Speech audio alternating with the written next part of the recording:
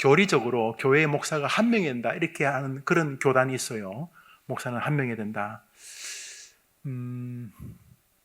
제가 동의를 못합니다. 그러나 정신은 이해됩니다. 한 목자에게 한 양떼를 맡겼다는 의도로서 그런 의미를 가지고 있으리라 생각합니다. 이단 중에 지방교회가 있어요. 워치만 리, 그 제자 위트니스 리로 이어지는 지방교회가 있습니다. 서로 형제들 이렇게 부르는 교회단이죠.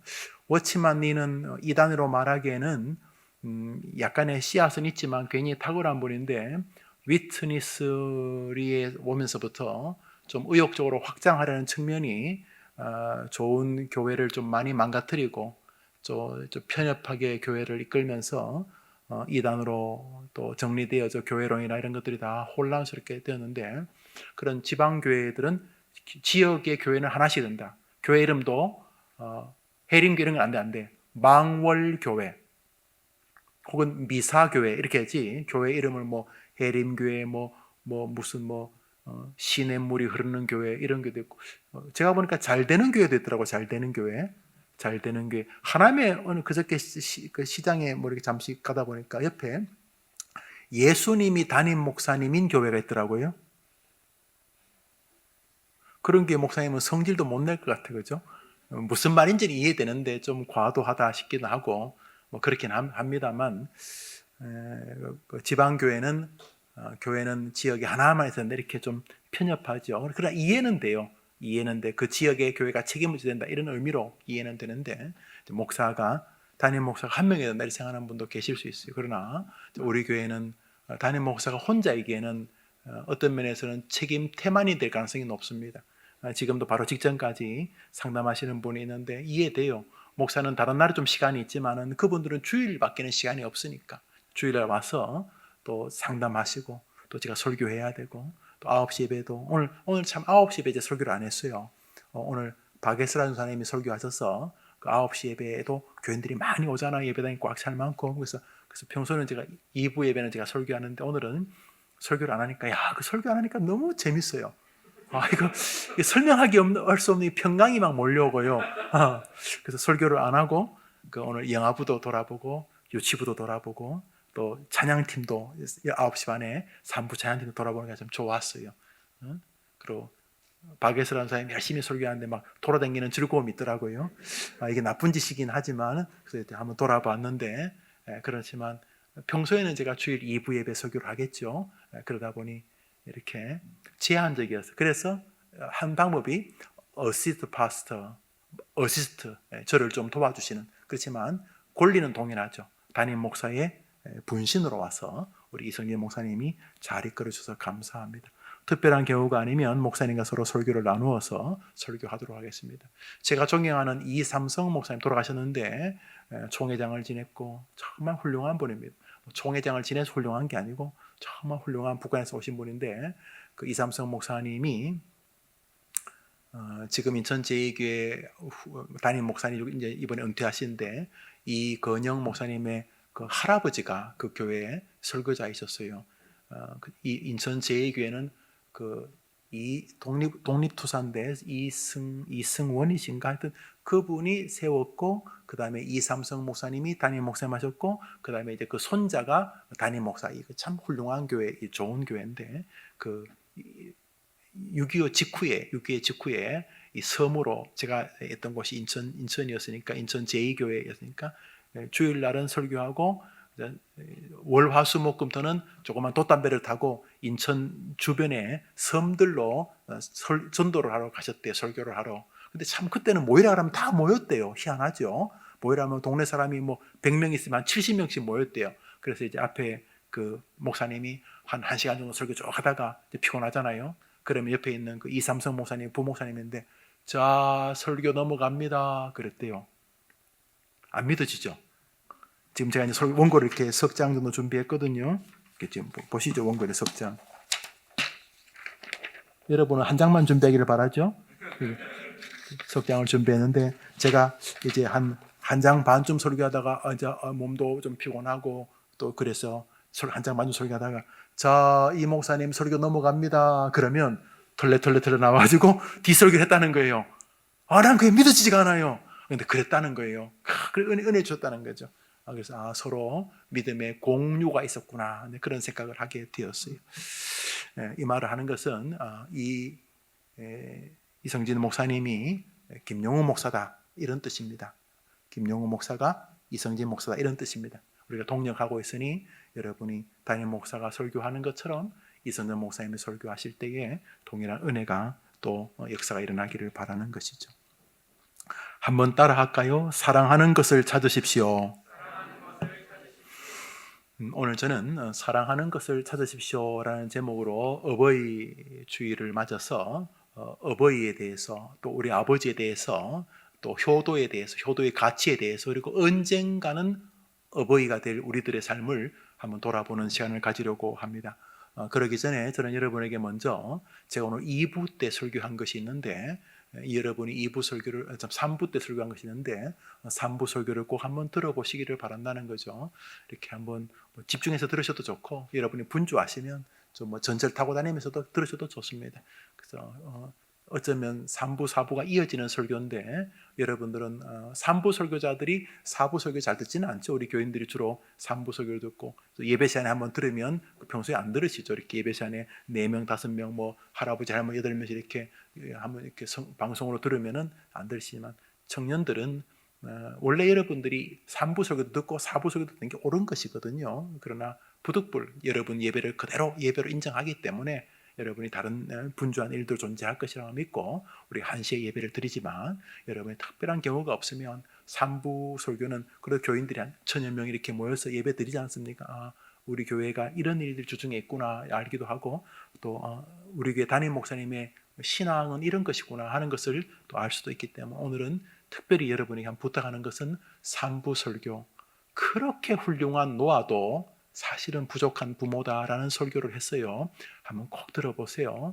그렇게 탁월한, 하나님이 엄청 막 띄워주고 의인이고 당대의 의인이고 하나님과 동행하고 했던 이런 노아, 다 물에 빠져 죽는데 혼자 하나님이 살려줄 만큼 그렇게 믿음 좋은 노아도 추태를 부리고, 자식이 그로 인하여 자기가 잘못해놓고 자식이 저주를 받고 아주 이게 어려워지는 것을 보면서, 육신의 부모를 하나님이 내게 완전한 분을 주신 것은 아니구나, 그런 주제와, 그리고 기독교적 효도, 사서, 삼경, 논어, 공자, 맹자, 제사 이런 거 아니더라도 기독교의 효도가 무엇인가, 기독교 효도의 무엇인가, 그리고 왜 기독교 효도에는 상을 달아두셨는가, 꼭 무슨 기브앤테이크처럼 왜 부모를 잘 대하면 하나님이 잘 되게 하시겠다고, 내 부모를 공경하라 그럼 내가 잘 되고 내가 준 땅에서 생명이 길리라. 땅이 돈 아닙니까? 땅, 예나 지금이나 땅이 돈인데 잘 되고 그냥 웰던 정도가 아니라 엑설런트한 삶을 주겠다는 거죠. 그 하나님이 뻥치시는 분은 아니기 때문에 부모와 나와의 관계에 무슨 주님의 계획이 있다는 것 여러분 한번 보시면 좋겠다. 그래서 3부 설교를 이렇게 권면합니다. 한번 들어주시겠어요? 아유, 고마워요. 들어주셔서 고마워요. 자, 오늘은 사랑하는 것을 찾으십시오라는 제목으로 같이 말씀을 나누려고 합니다. 이스라엘 사람들은 풀이 귀합니다. 풀. 그래서 대표적인 풀이 첫째로 시띠임 나무입니다. 말이 나무지, 여러분 이스라엘 한번 가보시면 이걸 나무라고 부를까 싶어요. 쌀이 나무 생각하시면 쌀이 나무, 꼭 쌀이 나무처럼 생겼어요. 시띠임 나무, 우리 나무 그러면 시띠임 나무는 그늘이 있기가 어려운 나무예요. 그늘이. 그게 어쩌다가 바람에 타고 씨가 날아와가지고 이렇게 모래에 박혔다가 비가 좀 올 때 사다가 또 비가 안 오면 죽어 있다가 비가 좀 오면 다시 살고, 참 생명이 무서워요. 다 죽은 줄 알았는데 비 오면 또 살아나니까. 그래서 조금씩 자라가지고 사는데, 이게 수분을 증발을 막기 위해서 막 자기 몸을 비꼬고 그러거든. 잎사귀는 이게 수분이 날아가니까. 그러니까 시띠임 나무는 자체가 가시예요, 가시. 가시가 남을 찌르려고 가시가 있는 게 아니라 지가 살려고 하다 보니까 사람이 비비 꼬이는 게 있잖아. 이렇게 마음도 꼬이고, 자기가 좀 여유가 있으면 이렇게 해줄 텐데, 여유가 없으니까 마음이 꼬이고, 이런 시띠임 나무, 우리가 이거 사막에 그게 다 시띠임 나무인데, 또 모래, 글을 보니까 시속 40km에서 시속 60, 야, 시속 40km. 자전거를 막 진짜 미친 듯이 밟으면 한 40km 나오거든요. 정말 여러분 40km가 대단한 거예요, 여러분. 그런데 사막에 바람이 불면 모래가 시속 80km, 60km 나란데, 그 모래가 이게 뭐 박히고 박힌 게 아니라 바람이 불면서 시띠나무로 스치고 가니까 안 그래도 비비 꼬여 있는데 온갖 상처 투성이가 시띠나무인데. 그런데 하나님 이런 명령을 해요. 성전에 모든 성물은 시띠나무로 만들어라. 여러분 성경 보세요. 감동스러워요. 우리 주님도 좋은 거 레바논 백향목 원목 좋아하실 텐데 성전의 법궤 뭐 이런 거 전부 다 성소 뭐 이런 거 전부 다 시띠나무로 만들라 그러시는 거죠. 하나님이 우리를 받겠다는 거죠. 우리를 다 찢기고 막 비비 꼬인 이런 거의 장애가 있는 정서적으로 다 있는 병든 우리를 네가 내게로 나오면 나는 너를 제물로 받겠다. 혹은 너 위에 번제가 그 주님 임재하는 곳이니까 임재하겠다는 이런 상징이 여튼간에 그 이스라엘의 대표적인 뭐 식물이라고 하는 게 시띠나무. 이게 대부분 눈에 띄는 겁니다. 레바논 백향목도 보긴 레바논 백향목 말 그대로 궁궐 한 번씩 1년에 한 번은 사람들이 베들레헴이나 예루살렘 근처로 가면 어마어마한 궁궐이나 어마어마한 왕궁은 레바논에서 바다로 싣고 온 백향목은 있어요. 그러나 그것은 뭐 어쩌다 한 번씩 보는 거고 이스라엘 사람들에게 대표적으로 보이는 것이 시띠나무. 두 번째로 이스라엘 사람들은 모든 생명줄이 이 갈릴리 호수예요. 여러분 갈릴리 호수가 커요. 진짜 커요. 사막 끝 한참 가다가 갈릴리 호수가 나오면 이 사람들이 이걸 바다라고 생각했겠다 싶어요. 정말 광대예요. 고기도 얼마나 많은지 모르면 옆에도 고기가 뭐 잉어인지 뭔지 많아요. 그래서 그 이스라엘 가보면 그 옆에 이스라엘 바다 거기서 잡은 동태 3분의 1처럼 생긴 새끼가 그 새끼란다. 동태 3분의 1만한 희한한 물고기 그거를 통째로 튀겨서 줘요. 그게 밥이야, 밥. 이렇게 밥하고 뭐 약간 채소하고 그놈 이렇게 그걸 피터스 핏이라고 베드로 물고기라고 부르더라고요. 뭐 여튼간 왜 부르는지 모르겠는데 생겼어요. 이렇게 명태 한 절반만한 거. 얼마나 고기가 많아. 가보면 알아요. 갈릴리 호수 보면 진짜 고기가 많아. 이야, 이 고기가 희한하네. 근데 엄청나게 커요. 엄청나게 커요. 여러분, 빨리 돈 모아서 가보세요. 돈을 모아야 돼, 돈을 모아서. 근데 감동스러운 건 그 갈릴리 호수에 이렇게 서 있으면, 배 위에 서 있으면 배 중앙에 가거든, 배 중앙에. 다른 건 몰라도, 2000년 전 예수님이 갈릴리 바다에 서서 설교한 적이 있거든요. 예수님 여기 서 계셨구나. 그때 뭉클한 게, 뭐 남은 몰라도 나는, 주님 여기 계시고, 잠시 후에 주님 앞에 계시지 내가 주님 뵙게 되겠지. 이런 생각도 하게 되는데, 어떤 분이 성지가 따로 있어요. 주님 계신 곳이 성지지, 내가 있는 곳이 성지야. 이 말도 맞는 말인데, 꼭 그렇게 말하는 인간들이 왜 그래 밉죠? 미워요. 가령 꼭 어버이날 효도해야 돼요. 나는 1년 360일 효도해요. 이런 인간들이 대부분 효도 안 하죠. 이런 인간들이. 부모님 생신 잊어버리고, 또 부모님 좀 서운해하면, 엄마 마음이 중요하지. 이런 것들이 보면 좀 문제가 있죠. 그러니까 여러분이 열심히 돈을 모으든지 뭐 이렇게 뺐든지 해가지고 성인술에 한번 가보시는 건 나쁘지 않아요. 가면 성경 이해도 되고 좋아요. 뭐 안 가도 관계는 없지만 여튼간에 이스라엘 백성들이 제일 많이 보는 게 시띠나무예요. 시띠나무. 이건 나무라고 시띠 풀떼기. 두 번째라 이 사람들이 물을 얻거나 물을 좀 기르려면 항상 갈릴리와 상관이 있어요. 갈릴리 기류를 따라 오르든지 갈릴리 가서 뭐 물을 깃든지 뭐 마차를 가지고 갈릴리에서 물을 길어온 사람분의 물을 사든지 여튼에 갈릴리가 하늘에서 내리는 비와 함께 이스라엘 사람이 젖줄이에요. 그러니까 이스라엘 사람들이 다 좀 산다는 사람은 다 갈릴리 근처에 살아요. 갈릴리 근처에. 그 다음에 이제 곳곳에 몇 개의 우물들이 있어요. 몇 개. 베데스다 연못 같은 몇 개의 그 물 있는 저수지가 있어요. 그때 그 저수지 옆에 있는 풀이 갈대예요. 갈대는 전 세계 어느 나라나 호수나 연못, 늪 주변에 자라는 풀이에요. 미국, 영국, 아프리카는 안 가봤는데 물이 있는 곳에 대체적으로 자라는 똑같은 유형이 리드랑 갈대. 그래서 이스라엘 사람들에게 풀 그러면 여튼간에 시띠나무 아니면 갈대예요. 그 외의 나무들은 수입하는 어쩌다가 한 번씩 보는 아름드리 기둥 어쩌다가 보는.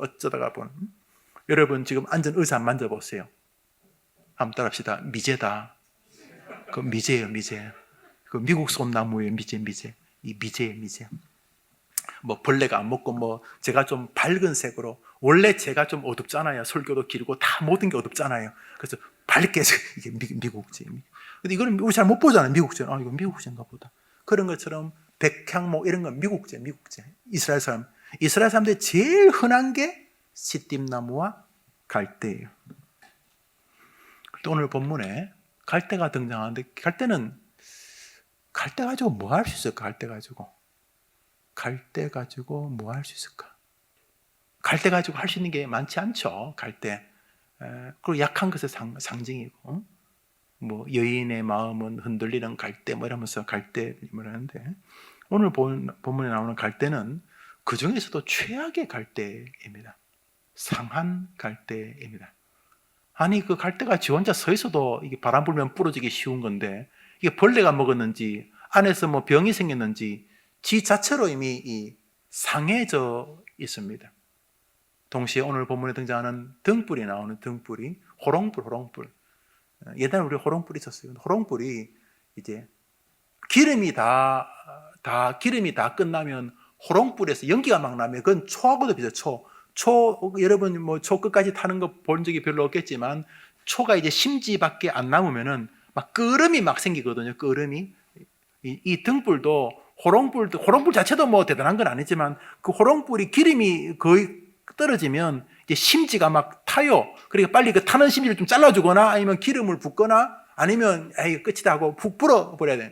그러니까 갈대라는 것이 소나무나 무슨 뭐 아름드리 무슨 향나무도 아니고 이 약한 식물인데, 거기다가 이 상하기까지 했으니까 이게 참 기가 막힌 연약한 것인데, 등불도 마찬가지.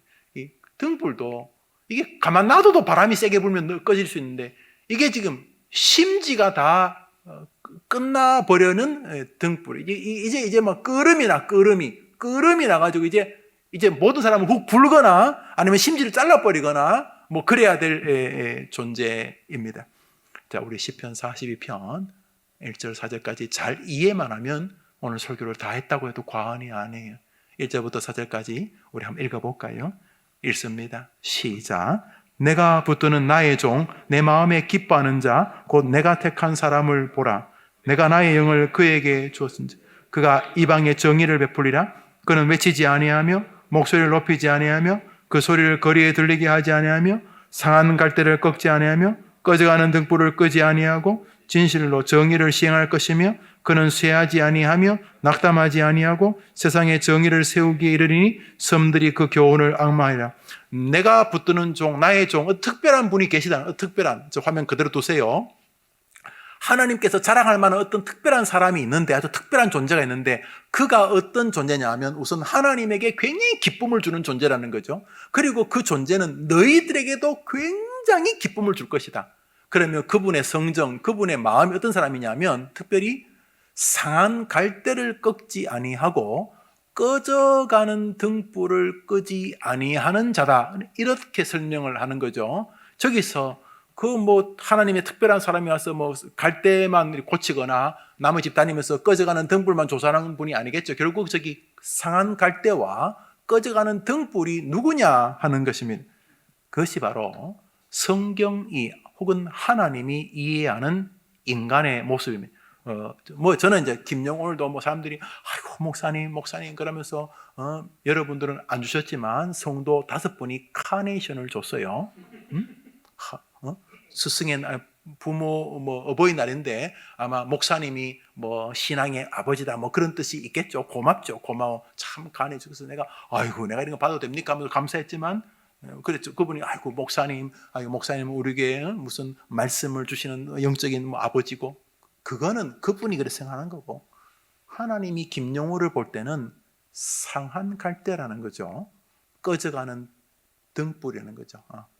그러니까 가만 놔둬도 지금 부러져 있고 바람이라도 불면 확실하게 목이 팍 꺾여버릴 상한 갈대와 꺼져가는 등불이 인간이라는 것입니다. 우선 본문의 배경은 이스라엘의 포로살이와 상관이 있습니다. 이스라엘 백성이 나라를 잃고 포로로 끌려가거나 끌려와 있을 때에 그들의 인생은 정말 상한 갈대입니다. 이스라엘이 망하기 전에도 나라가 기가 막혔는데 완전히 막 자중지단이 벌어지고 나라가 망하기 전에도 이미 나라가 망해 있었는데 나라가 완전히 망했으니까 이거 뭐 나라 망한 국민들은 국민이 아닙니다, 여러분. 전쟁은요, 다른 거는 다 2등해도 전쟁은 2등하면 끝이에요, 여러분. 딴 거는 2등해도 괜찮아요. 웬만한 거 2등하는 건 나쁘지 않아요. 그러나 전쟁을 2등한다, 이건 끝이에요. 전쟁을 2등한다 하면 남자는 다 죽고요, 여성들은 다 겁탈당하고 종이 되고요. 그 사람이 아니에요, 종이. 이스라엘의 종의 태반은 전쟁 포로들이거든요. 이 전쟁은요, 안 해야 되고 하면 지면 안 되는 거죠. 그래서 역사에 보면 마귀와 싸우는 것도 전쟁으로 지면 안 되는 거예요.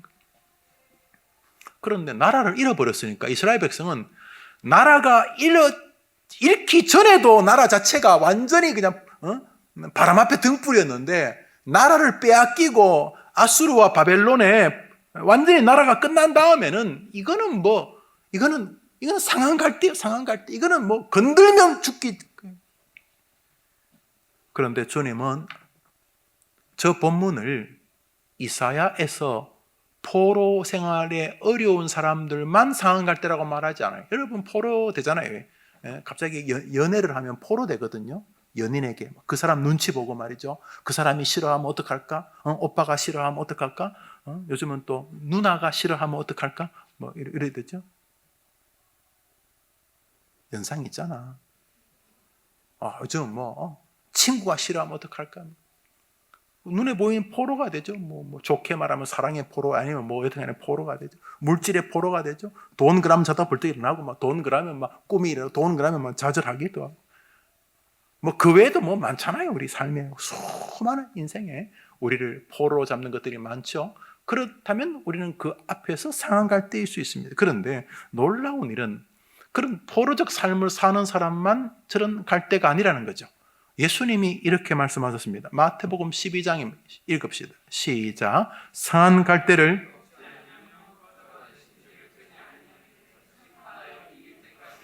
주님이 재림하실 때까지 인간은 이 모습 그대로고, 주님이 임하실 때까지 주님은 우리를 긍휼히 여기시겠다고 말하면서 주님이 다시 오는 그날까지 우리의 실존은 여전히 상한 갈대와 꺼져가는 등불이라는 거죠.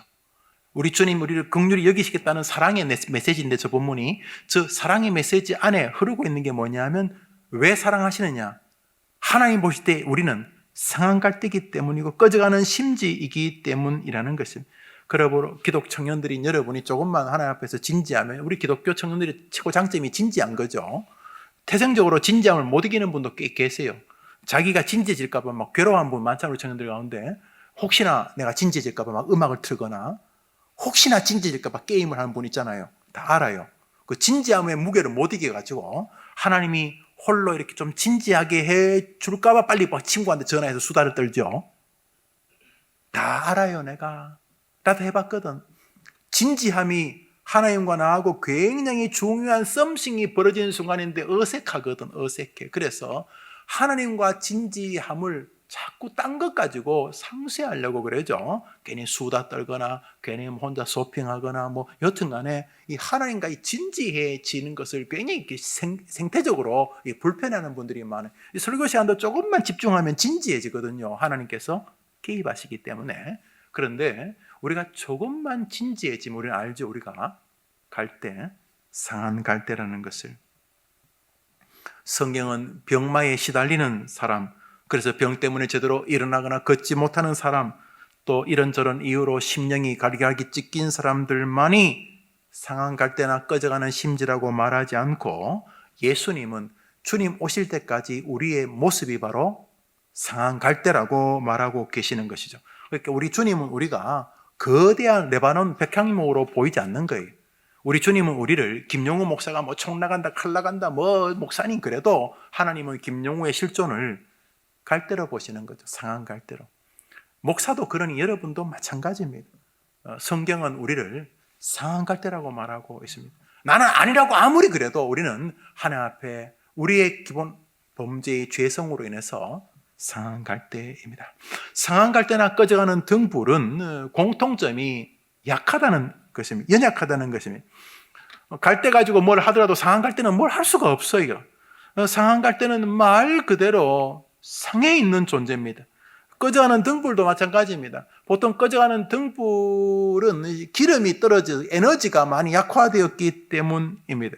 그러므로 상한 갈대는 사람들이 갈대도 우습게 보지만 상한 갈대는 더더욱 우습게 보고, 갈대도 뭐 그렇게 되게 귀한 나무가 아니듯이 상한 갈대는 누구도 아까워하지 않는 존재의 상징입니다. 우리들처럼. 물론 여러분 부모님은 여러분 아까워하겠죠. 여러분 자신은 여러분 아까워하겠죠. 그러나 세상 사람들이 여러분을 정말 귀하게 여길까요? 어떤 사람은 여러분을 혹시 투명인간처럼 대하는 것은 아닙니까? 심지어 세상에서 괜히 쓸모없는 사람의 반열에 나가지고 있는 것처럼 됐고 괜찮아, 넌 괜찮아, 뭐 말이 괜찮은 거지만 사람들의 주류적 상황에서 자꾸 나를 비켜내게 만들려고 하는, 말 그대로 환경적 여건적 속에서 상한 갈대 같은 느낌을 받지 않습니까? 꺼져가는 등불. 등불을 켜놓은 것은 불을 밝히기 위함인데 꺼져간다. 원어에 의하면 연기 나는 등불이거든요. 연기 나는, 원어에 의하면 저 등불이 연기 나는 등불이 뭐냐면 기름이 다 돼가지고 막 시꺼먼 끓음이 올라오는 거. 이거는 주변 사람을 참 불편하게 하는 등불이에요. 등불은 주변 사람을 유익하게 하라고 켜놓은 것인데, 등불을 켜놓으니까 막 불도 가물가물거리고 더 혼란스러운 거예요. 냄새까지 나고. 그러니까 아무도 아까워하지 않는 심지입니다. 그 거름나는 심지를 누가 좋아하겠어요? 거름나는 심지를 거의 못 쓰게 된 사람을 말하기도 합니다. 모든 사람이 더 이상 귀하게 여기지 않는, 천하게 자타가 공인하는, 나는 이미 쓸모없는 사람, 나는 더 이상 가치로운 것을 가지고 있지 않다, 이런 존재입니다. 중요한 것은 그리스도께서 그를 버리지 아니하겠다고 이사야에서, 그리고 예수님이 말씀하신 사실입니다.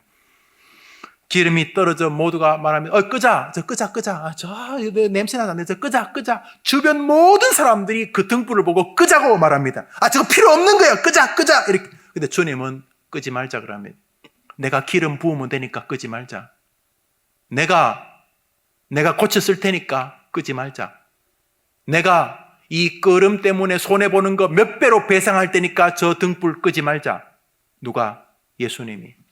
모든 사람이 갈대요, 저 상해가지고요, 저거요 못 써요, 저 괜히 집 물라고요, 잘못하면 다른 것도 다 버립시다.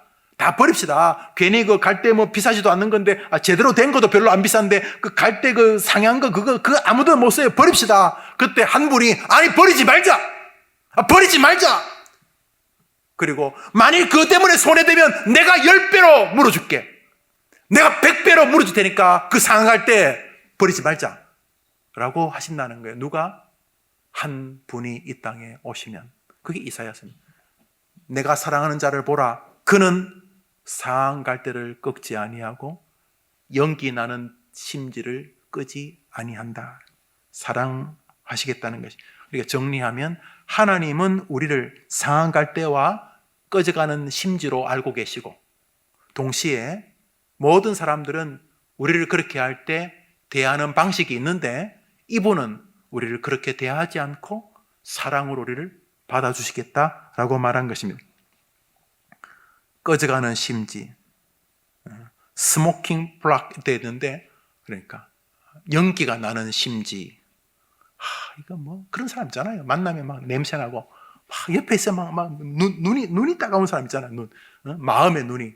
어떤 사람 옆에 있으면 참 기분이 좋아. 기쁘면 더 좋고 위로가 되고, 막 그 양반은 그렇게 말이 많아도 옆에 있으면 괜히 즐겁고 신나고, 말을 들어도 남 해롭게 하는 말이 없고 참 좋고, 또 가만히 있어 별로 말 한마디도 안 하는 것 같은데도 그냥 그 사람 옆에 있으면 든든하고, 이런 사람이 있잖아요. 또 반대로 진짜 같이 있으면 막 연기만 나는 있어요. 이 거름이 코에 올라오고 막 그 사람 때문에 속이 미식미식거리고 이런 사람도 있잖아요. 그런데 주님은 그런 사람조차 버리지 않으시겠다는 것입니다. 하루에 3번씩 자기 구주 예수님이 십자가에 달릴 만큼 고통당하는 조롱을 받고 있을 때에 예수님 모른다고 부인하던 베드로, 이것처럼 완벽한 상한 심지가 어디 있습니까? 꺼져가는 등불 같은 죄가 어디 있습니까? 아저씨도 예수님 한편이죠. 나 예수 몰라.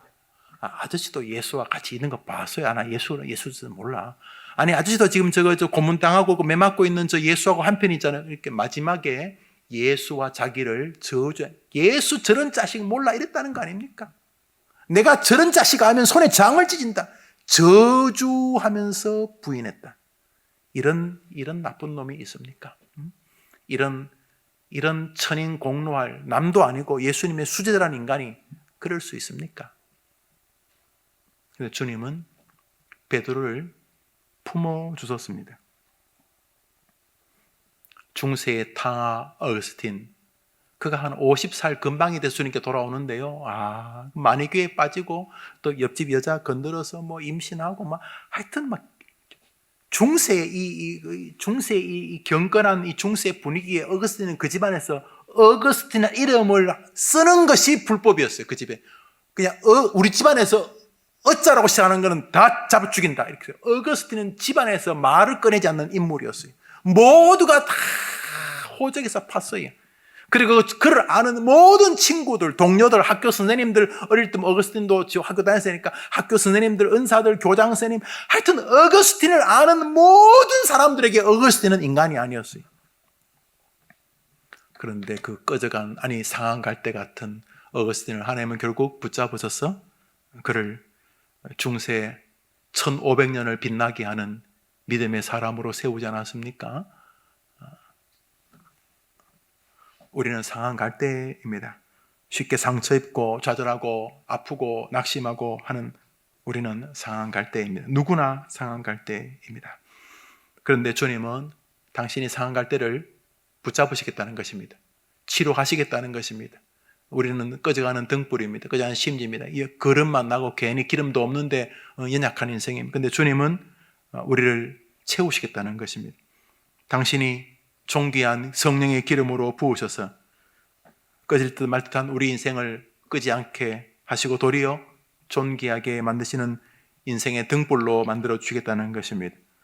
오늘 본문 속에서 우리는 하나님의 마음과 인간의 실존을 보게 됩니다.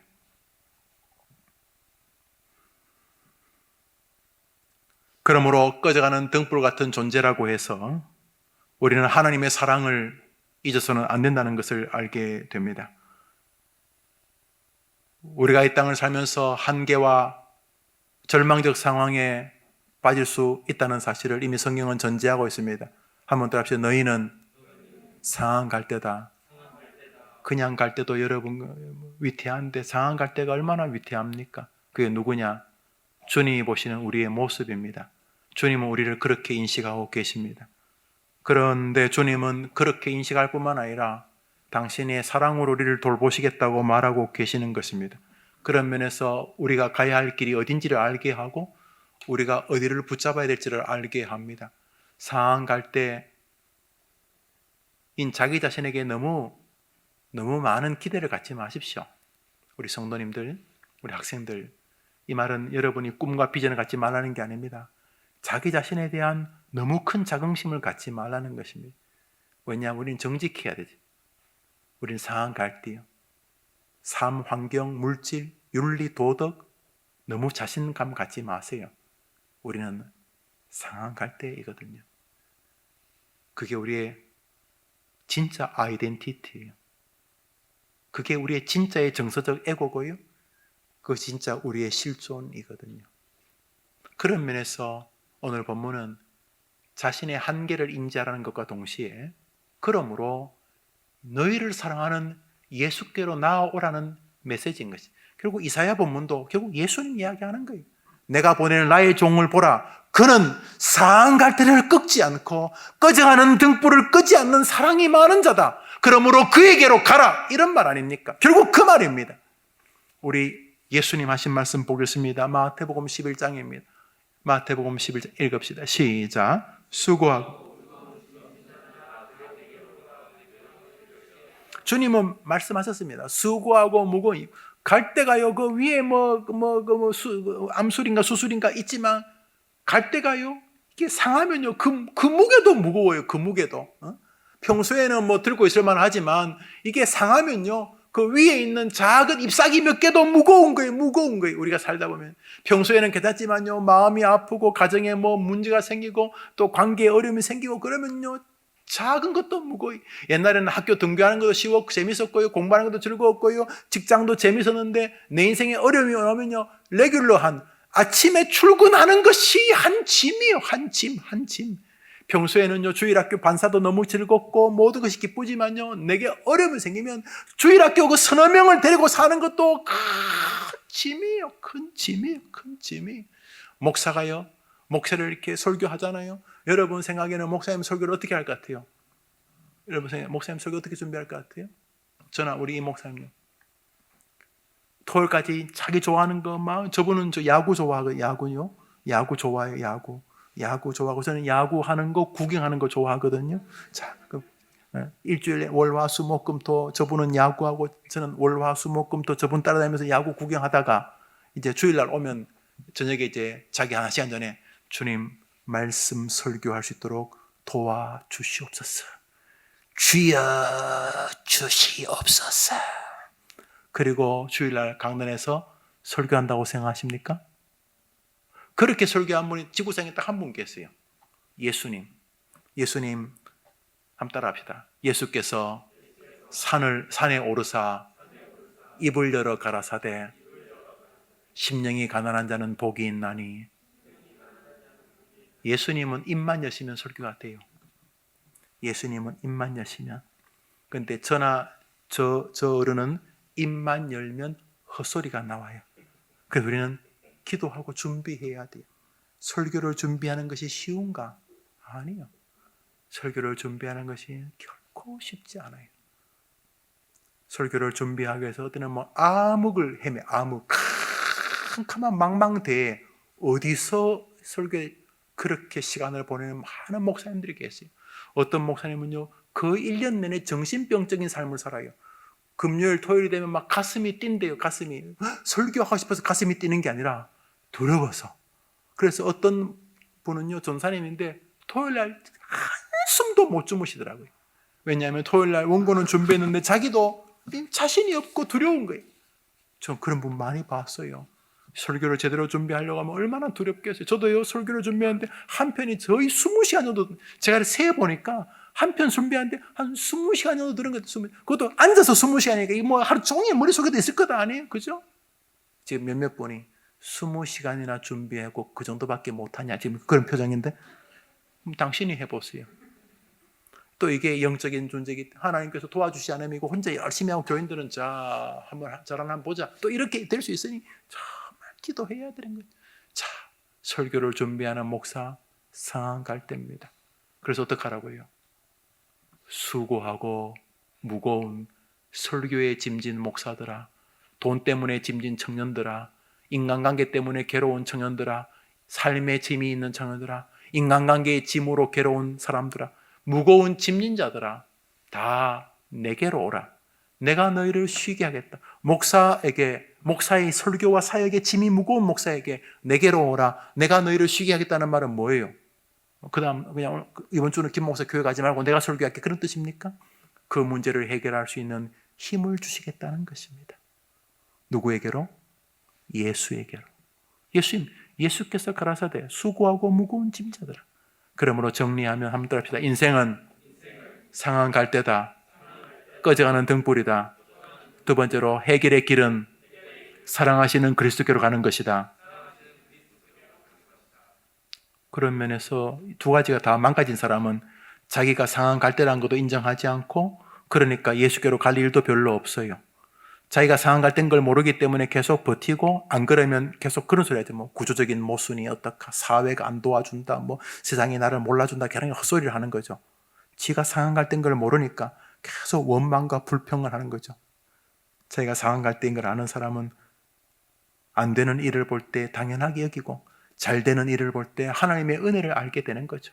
그리고 자기가 상한 갈대인 줄 아는 사람은 공부할 때도 하나님의 지혜를 구합니다. 하나님, 지금부터 제가 한 2시간 반 정도 공부를 하려고 하는데요, 하나님 2시간 반 동안 집중하도록 도와주십시오. 기도하고 공부하면서도 하나님의 도움을 구하죠. 난 타고난 머리니까가 아니라 집중하죠. 장사할 때도, 출근할 때도, 아이를 출산할 때도, 아이를 임신했을 때도 하나님, 아이를 정말 잘 기르고 싶은데 주님 저 아시죠? 제 인격이나 제 삶이나 제 주변의 삶의 환경이나 여건이 어떤지 주님이 아시죠? 그러니 주님이 제게 은혜를 내려 주시옵소서. 이 마음을 가지고 상한 갈대의 삶을 살죠. 그게 아니고 자기가 상한 갈대인 거 모르고 자기는 뭐 레바논 백향목 같은 사람이다 생각하는 사람들은 말은 하나님 그러지만 그 뱃속에는 뭐가 있냐면 나는 할 수 있다, 내가 하면 되지, 이런 생각이 있는 거죠. 그러니까 예수님께로 안 가죠. 가도 이상하게 가죠. 그래 오늘 본문은 우리 주님은 우리를 상한 갈대로 인정하고 계신다. 그러므로 우리의 존재는 상한 갈대이다. 동시에 주님은 우리를 사랑하신다. 그러므로 우리가 인생에서 의지해야 될 분은 상한 갈대도 꺾지 않고 꺼져가는 심지를 끄지 않는 우리 주님 예수 그리스도. 그분은 기꺼이 말씀하셨다. 힘들지, 아프지, 괴롭지, 짐이 무겁지. 왜? 상한 갈대니까. 수고하고 무거운 상한 갈대들아, 내게로 오라. 나 예수에게로 오라. 내가 너희를 쉬게 하리라. 그랬으니 예수님께로 날마다 가겠다는 다짐이 여러분의 한 주간 삶이 되기를 바랍니다. 바랍니다. 한번 답시다. 나는 상한 갈대다. 그러나 나에게는 나를 사랑하시는 예수님이 계신다. 이 두 가지 믿음의 전투가 여러분의 창과 방패가 되어야 되는 거죠. 마지막으로 아주 중요한 것이 따라합시다. 그리스도께서 자비하셔서 상한 갈대와 같은 나를 꺾지 않으신다면 나 자신도 나를 절망으로 꺾지 않아야 합니다. 여러분, 주님도 여러분을 안 꺾는데 왜 여러분이 그렇게 생쇼를 하면서 스스로 꺾으려고 하는 겁니까? 여러분이 주님보다 한 수 위입니까? 상한 갈대를 꺾지 아니하시는 주님인데 여러분이 무슨 권리로 여러분 자신을 꺾는 것입니까? 주님이 꺾지 아니하시는 한 상한 갈대인 나를 내가 꺾어서는 아니 되는 것입니다. 여러분, 오늘 여러분이 시간이 되시면 오늘 이 세 번째 주제를 한번 자세히 묵상해 보십시오. 자포자기, 멋있는 말이지만 하나도 멋없습니다. 왜 하나도 멋이 없냐 하면 자포자기를 하는 이유가 자기 자신에 대한 포기 아닙니까? 왜? 나는요 갈대인데요, 그냥 나는 뭐 소나무가 아닌 것만 해도, 대나무가 아닌 것만 해도 짜증스러운데 나는 갈대인데 그것도 완전히 상해버린, 썩어버린 갈대니까 나 인생은 끝난 거예요. 난 태어날 때부터 저주받은 거예요. 나 태어나 보니까 난 이미 저주받은, 내가 이 집안에 태어난 것 자체가 난 저주예요. 내 누군 태어날 때부터 장동건 김태희 그래 생겼는데 나는 보세요, 굉장히 자유롭게 생겼잖아요. 태어날 때부터 나는 상한 갈대요. 우리 부모님요, 아이고 우리 집안은요, 집안 전체가 상한 갈대요. 그래, 상한 갈대 맞지. 주님이 상한 갈대라고 그랬으니까. 그래서 결론이 그래서 포기하는 거, 스스로 꺾는 거예요. 무슨 권리로? 내 인생은 나의 것이니까, 내 인생은 내가 주인이니까, 상대적으로 괜히 희망회로 돌리고 I can do it 하면 된다 이렇게 희망 고문하지 마세요. 나는 완전히 인생이 그냥 상한 갈대요. 이렇게. 맞다니까요. 주님 말했잖아요. 너는 상한 갈대다. 너는 상한 소나무도 아니고 상한 버드나무도 아니고 너는 상한 갈대다. 너는 꺼져가는 등불이다. 정확히 말하면 연기 나는 심지다. 자기 혼자 꺼져가는 데 괴로운 중인데 자기가 아무리 감추려고 해도 막 연기가 끓음이 나. 그냥 꺼져가면 조용히 꺼져가서 없어지면 좋겠는데 내가 꺼져가는데 그냥 내가 꺼져가는 걸 온 사방에 다 소문내는 연기 나는 심지. 다 알아. 지금 그 심지 밑에 기름이 없어가지고 꺼져가는 거 다 알아. 에너지, 정서, 용기, 덕망 하나도 없어. 하다 보면 돈도 없어. 꿈도 없어. 눈말대로 비전, 미래도 안 보여. 나는 완전히 끓음 나는 심지야. 맞다니까요. 주님이 그랬잖아요. 네가 그거라고. 그래서 주님이 뭐라 하세요? 나는 안 꺾는다. 인생의 결정권자인 나 예수 전능한 하나님이 안 꺾는다. 나는 너를 사랑한다. 그러니까 자비하신 주님이 상한 갈대인 여러분을 꺾지 않는다면 여러분 자신도 오만 잡동사니 논리로 여러분을 꺾어서는 안 되는 것입니다. 그럼 주님보다 한 수 위라는 것입니다, 여러분이? 주님은 못하지만 나는 하겠다는 겁니까? 우리는 잠시 이사야서와 신약 성경을 생각해 봅니다. 그리고 상한 갈대라고 말하시는 주님의 의도를 보게 됩니다. 명백합니다. 자기에게 맡기라는 것입니다. 에덴 동산에서 죄만 안 지었으면 우리를 상한 갈대라고 부르지 않았을 것입니다. 그러나 에덴 동산의 범죄 이후로 우리는 이미 안에 DNA가 죄입니다. 막 고상하게 말해도 죄고요, 거룩하게 말해도 죄고요. 우리는 죄인입니다. 문제는 다른 사람에게는 적절한 연기로 감출 수 있지만 주님에게는 못 감춘다는 사실입니다. 우리는 죄인입니다. 그것도 상한 갈대여 꺼져가는 심지 같은 죄인입니다. 그래서 내게로 오라는 것입니다.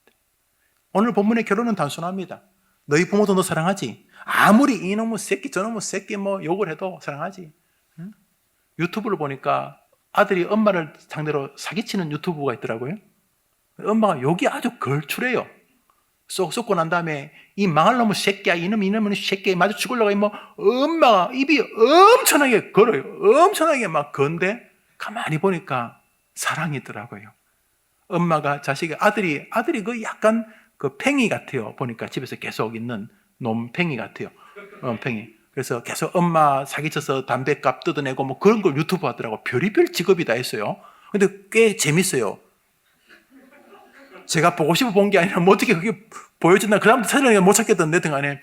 그 엄마가 걸출함, 엄마가 좀 걸출해. 욕이, 입이 얼마나 건지 몰라요. 망할 놈의 새끼, 듣도 보도 못한 욕을 하는데, 그러나 가만히 보니까 아들은 여전히 싱글벙글거리고 엄마는 짜증내고 이놈의 새끼가 그래도 가만히 보니까 그 안에 자식에 대한 흐름이 있고, 엄마하고 사기 고스톱 쳐가지고 엄마도 뺏는 거를 유튜브를 찍었는데 내가 보니까 다 사기야, 사기. 엄마를 상대로 지금 담배값을 뜯어내고 있는 거예요. 엄마는 계속 뜯기면서도 계속 욕하는 거예요. 이놈 망할 놈의 새끼, 엄마를 대상으로 사기친다 그러면서도 화투를 치면서 결국 아들한테 담배값이 다 뺏겨. 근데 가만히 보니까 사랑이야. 엄마가 사랑해, 자식을. 부족한 부모님도 우리를 사랑한다면 하나도 안 부족한 부모, 다시 말해 사랑 그 자체인 분, 사랑이 약간 좀 흠집이 생긴 우리 부모님도 사랑하지. 그렇지만 부모님이 원래 부족하니까 사랑이 때로는 좀 정리 안 된 것도 있고 그렇지만 우리 하나님 완전한 사랑, 완전한 그분이 우리를 사랑하시는 거예요. 그러니까 뭐예요? 상한 갈 때야, 김 목사, 까불지 말고 잘난 척하지 말고 김 목사 내게로 와라. 이 목사, 이 집사, 김 집사, 김청년, 박청년 내게로 와라. 임마 너 상한 갈 때 임마 내가 다 알아. 임마 내게로 와라. 혼자 계속 그러지 말고 포기하니 중리 많이 그러지 말고 내게로 와라. 내가 너를 사랑한다. 이 본문인 거죠.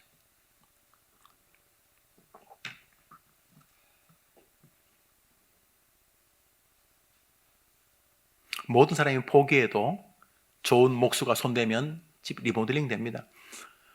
공부할 때 영국에서 집 고쳐주는 프로그램에서 그거 즐겨봤어요. 왜냐하면 즐겨본 이유가 딱 한 가지예요. 그거는 영어를 못 알아들어도 충분히 감동받겠더라고요.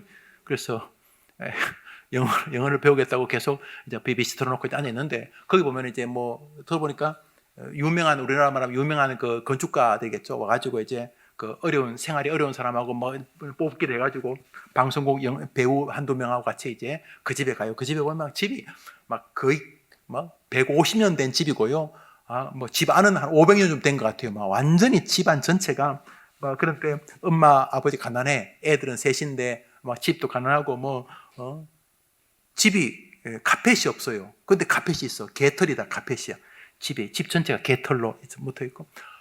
이게 너무 기가 막힌데 이제 그 집을 이렇게 선정해서 리모델링을 해주는 거예요. 그래서 리모델링 해서 이제 얼마 뒤에 리모델링 한 다음에 열쇠를 탁 주면 이제 그 집주인이 탁 집에 들어가고 감격의 눈물을 흘리면서 건축가 또 건축해 주신 분 또 사회 보는 아나운서 코미디언 껴안고 입 맞추고 키스하고 눈물을 흘리면서 땡큐 갓 마블러스 그러면서 탁 해주면 귀신 나오던 집에서 천사들이 나오는 집으로 확 바뀌어져요. 우리나라도 그런 게 하더구만요. 집을 고쳐드립니다 하면서 완전히 이 귀신 푸닥거리 할 집을 한 2달인가 만에 완전히 동네 사람들이 구경 올 만한 집으로 확 바꿔주더라고요.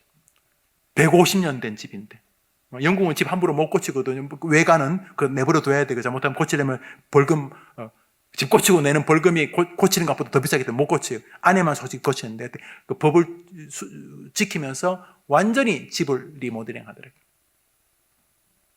귀신 나올 것 같은 인생도 괜찮아요. 예수님께 한번 맡겨보면 어떻겠습니까? 맡기는 척 하지 말고 완전히 주님께 맡깁니다. 주님이 나를 리모델링 해 주십시오.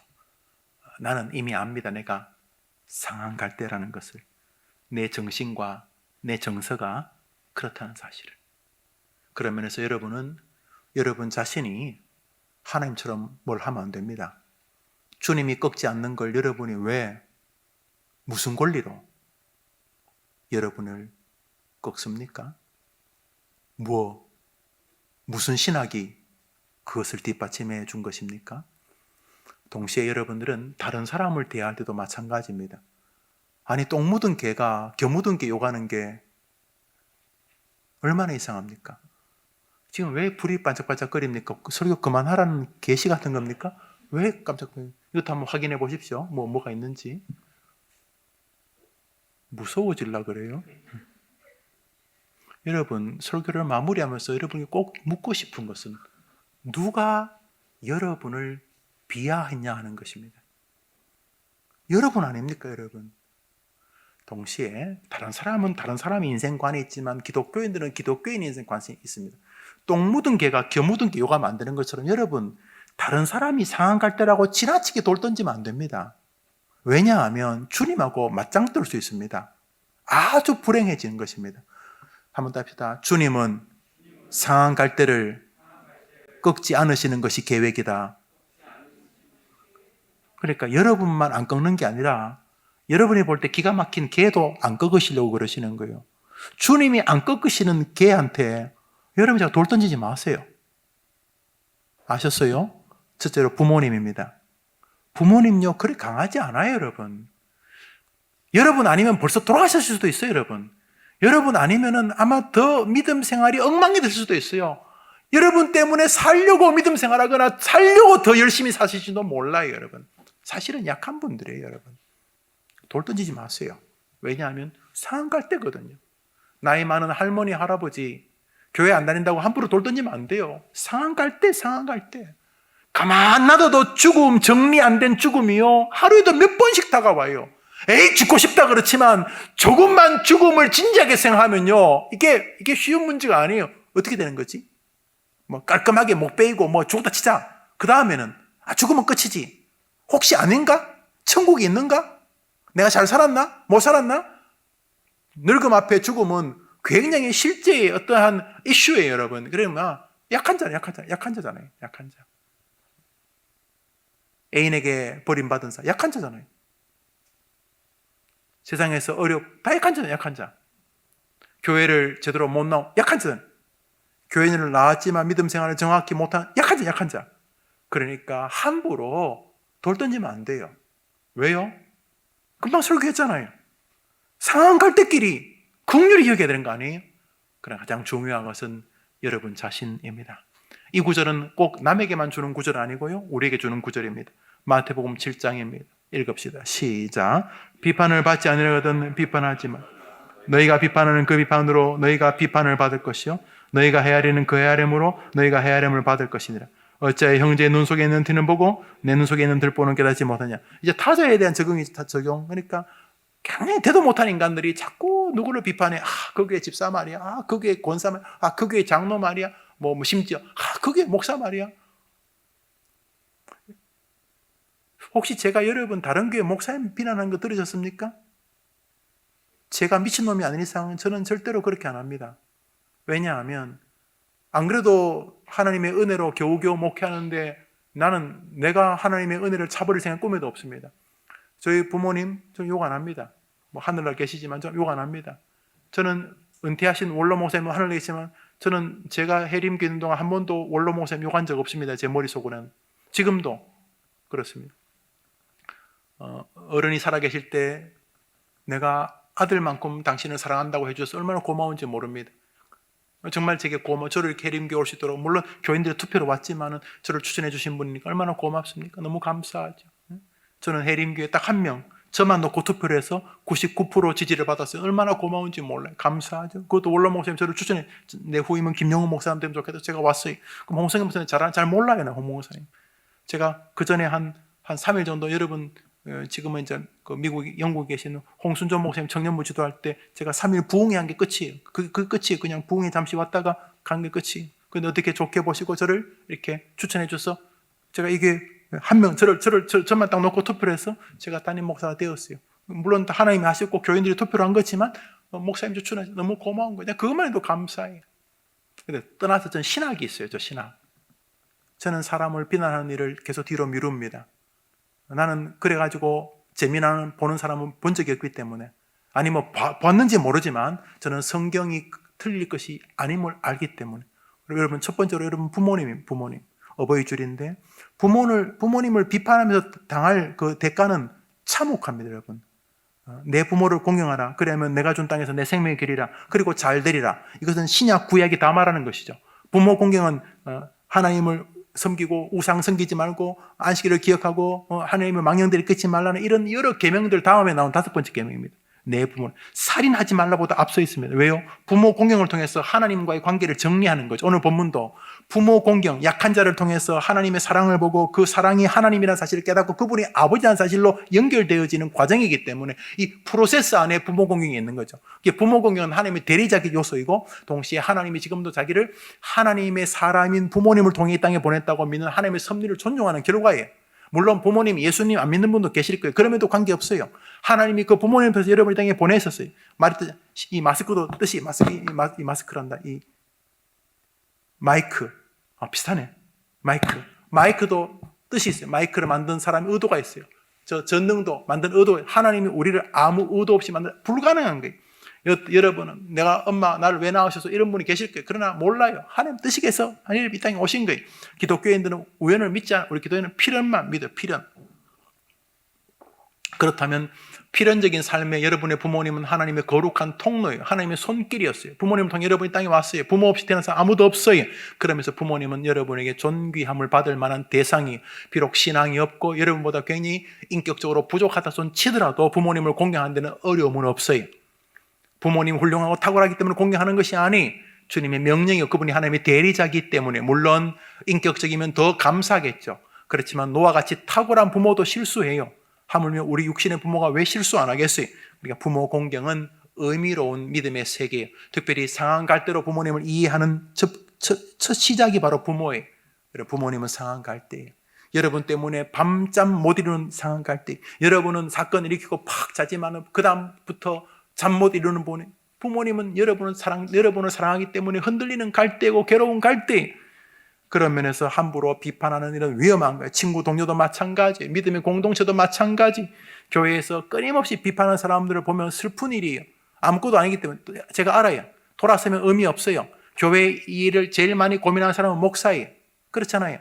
여러분이 무슨 교회에서 먹고 살리겠다고 고민을 그렇게 많이 하겠어요? 교회에서 막 비판하지. 돌아서면 끝이에요. 돌아오면 먹고 살아야 되고, 학교 가야 되고, 직장에도 아르바이트 해도, 편의점 가야 되고, 할 일이 많잖아요. 게임도 해야 되고. 여러분들이 교회에서 함부로 비판하는 일은 정리해야 돼요. 자신의 의견이 관철되지 않아서 비판하거나 다른 사람의 의견이 관철되는 게 괴로워서 비판하는, 너무너무 어리석은 것이.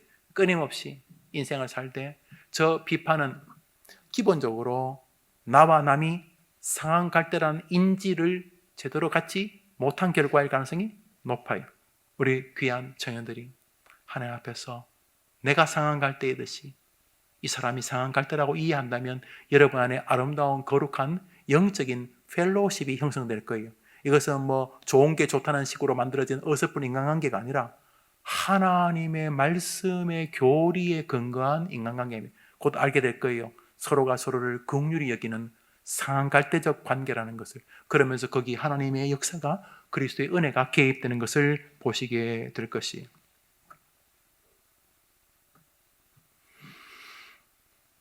설교를 맺으면서 얼마 전에 죽은 애플사의 CEO를 지냈다가 쫓겨났다가 다시 CEO가 됐던 스티브 잡스가 스탠포드 대학에서 강연한 것을 제가 그때 들었습니다. 직접 들은 건 아니고 그때 방송에서 하는 걸 듣고 제가 그것을 들었어요.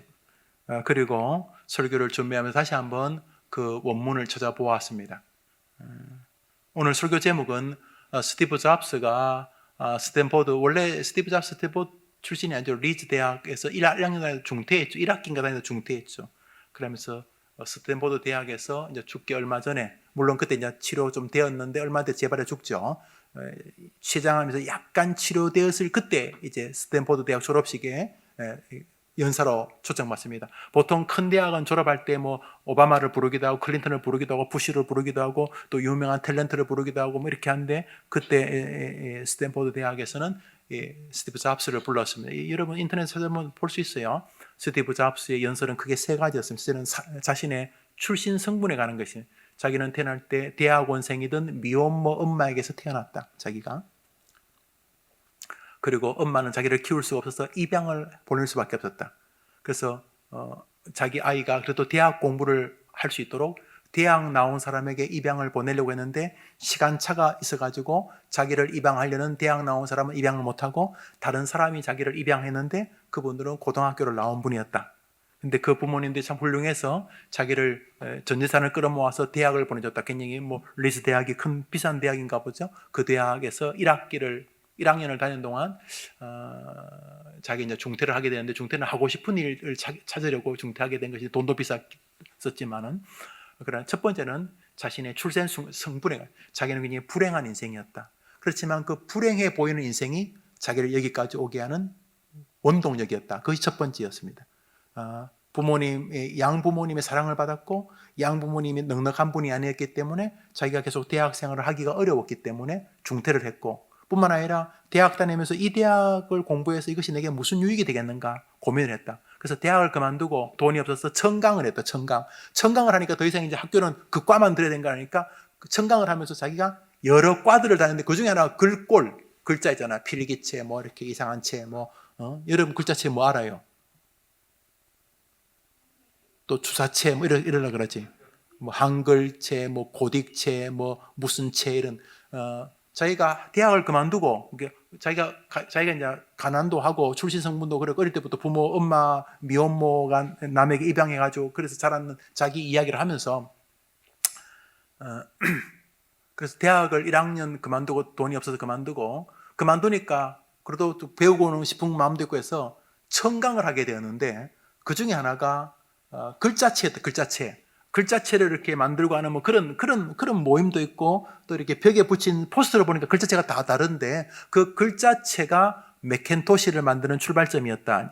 그러니까 불행해 보이던 것이 자기 인생에 굉장히 큰 계기를 줬다. 이게 첫 번째 메시지고요. 두 번째가 사랑하는 것에 관한 일입니다. 자기는 대학을 딱 그만두고 나니까 내가 뭐 하면 좋을지, 내가 하고 싶은 게 뭔가를 고민하게 되었다. 그리고 미친 듯이 사랑할 일을 찾게 되었다. 오늘 설교 제목은 것입니다. You've got to find what you love. 당신은 무언가를 찾으십시오. 뭔가 사랑할 만한 무엇을. 당신이 사랑하는 것을 가지십시오. 당신이 사랑할 일을 찾으십시오. 당신이 사랑할 것을 찾으십시오. 뭐 그런 내용이죠. 이제 자기 양아버지 창고에서 애플사를 시작하게 되었다는 거죠. 그러면서 자기는 사랑하는 사람을 만났고 무엇보다 사랑하는 일을 찾게 되었다. 너무너무 그 일이 행복했다. 나는 내가 사랑할 일을 찾는 것이 내게 너무너무 행복했다. 그러면서 스탠포드 학생들에게 당신이 미친 듯이 사랑할 일을 찾으십시오. 세 번째가 실패에 관한 것입니다. 죽음에 관한 것인데요. 세 번째는 자기가 췌장암 선고를 받게 되었다. 그리고 의사가 3개월에서 6개월밖에 못 산다는 말을 듣고 자기 생각에 많은 생각을 하게 되었다. 많은 생각을. 죽음 앞에 섰을 때 그것도 이미 넉넉한데, 물론 이제 두 번째에서 자기가 애플사에서 자기가 세운 애플사에서 쫓겨나던 일을 이야기하고, 쫓겨나기 때문에 그 토이스토리라고 하는 그 만화를 애니메이션을 만들어서 크게 성공하면서 다시 애플사와 그 회사가 합작하면서 다시 애플사로 자기가 들어오게 되었다. 그래서 실패가 도리어 지금 이렇게 우리가 하는 애플 그 애플 핸드폰, 아이폰을 만들게 되는 그런 이야기를 하는 게 그 두 번째고, 세 번째가 죽음에 대해서 이야기. 이제 그런 강의를 읽어보세요. 영어도 있고 하니까. 이게 중요한 게 You've got to find what you do, what you love. 당신이 사랑하는 것을 가지십시오. 찾으십시오. 여러분, 저는 여러분에게 권하고 싶은 게 그것입니다. 돈을 많이 벌어야 성공인지는 정확히 모르겠습니다. 나쁘다고 말하고 싶지도 않고요. 그러나 그것이 여러분이 정말 미친 듯이 사랑할 만한 일인지는 고민을 해보아야 될 것입니다. 저는 여러분에게 후회하지 않는 이것을 하나 말하고 싶습니다. 예수 그리스도입니다. 다른 것은 사랑해도 사랑의 반격을 받습니다. 그렇게 사랑했는데 돌아오는 것이 배신일 수도 있고요. 그렇게 사랑했는데 잃어버리는 건강일 수도 있어요. 정말로 미친 듯이 회사에 충성을 다했는데 마지막에 퇴직당하는 것일 수도 있고요. 그렇게 사랑했는데 배신으로 돌아올 수도 있어요. 우린 잘 몰라요. 그런데 여기는 그 사랑의 가치가 우리가 사랑한 것에 억만 배로 돌아오는 세계가 있습니다. 예수 그리스도 그분이십니다. 어떤 분인가? 상한 갈대를 꺾지 아니하시고 연기 나는 심지도 끄지 않으시는 바로 우리 주님이십니다. 우리 청년들 한 생애를 사는데 기독교인으로서 그냥 물에 물 탄 듯, 술에 술 탄 듯 믿음 생활 안 하고 싶지 않습니까? 그냥 의례 형식으로 주일이면 시간 돼서 교회에 왔다가 시간 되어서 교회에 나가는 것이 아니라 미친 듯이 정말 사랑하는, 나를 사랑하신 주님, 나도 주님을 깊이 사랑하는 은혜의 세계를 경험하고 싶습니다. 주님 사랑 때문에 행동 거지가 달라지고, 주님 사랑 때문에 삶의 의욕이 생기고, 주님 때문에 더 열심히 내 인생에 최선을 다하고 싶어지고, 주님 때문에 삶 속에서 내가 사랑하는 그 일을 세상에 전하고 싶어하는 그런 사랑에 빠진 사람으로서 한 생애를 살고 싶습니다. 여러분 어떻습니까? 인생에서 사랑하는 것을 찾으라는 스티브 잡스의 말은, 스티브 잡스가 다 훌륭하다는 거 아니에요. 스티브 잡스에게 제가 동의하지 못하는 게 굉장히 많지만 그럼에도 불구하고 그의 아름다운 말은 우리에게 큰 도전이 되기에 부족함이 없습니다. 그냥 사는 것보다 자기가 사랑하는 일이 있는 사람은 행복해요. 그냥 사는 것보다 자기가 사랑하는 사람이 있는 게 행복해요. 그러나 가장 중요한 것, 나의 구주 예수 그리스도, 그분을 사랑하며 사는 길은 그 자체가 영광인 것이죠. 사랑하는 것을 찾으십시오. 예수 그리스도가 그분이기를 바라는 것입니다. 제가 한번 기도하겠습니다. 자비로우신 주님, 우리 청년들과 또 오랜만에 말씀을 상고합니다. 사랑하는 것을 찾으십시오. 예수 그리스도, 사랑하는 걸 찾으십시오. 꺼져가는 등불을 끄지 아니하시고 상한 갈대를 꺾지 아니하시는 사랑이 많으신 예수 그리스도, 이리 오라, 이리 오라, 수고하고 무거운 짐진 자들아 다 내게로 오라. 예수님의 그 강력하고 자신감 있는 초청에 손을 내밀어 주님과의 사랑의 세계로 더 한 번 한 걸음 나아가는 우리 젊은이들 다 되게 해주시기를 예수님의 이름으로 기도합니다. 아멘. 축도합시다. 구주 예수님의 은혜와 하나님의 사랑과 성령님의 교통하심이 귀한 젊은이들과 저들의 미래와 저들을 통한 하나님의 놀라운 역사 위에 영원토록 함께 있을지어다. 아멘.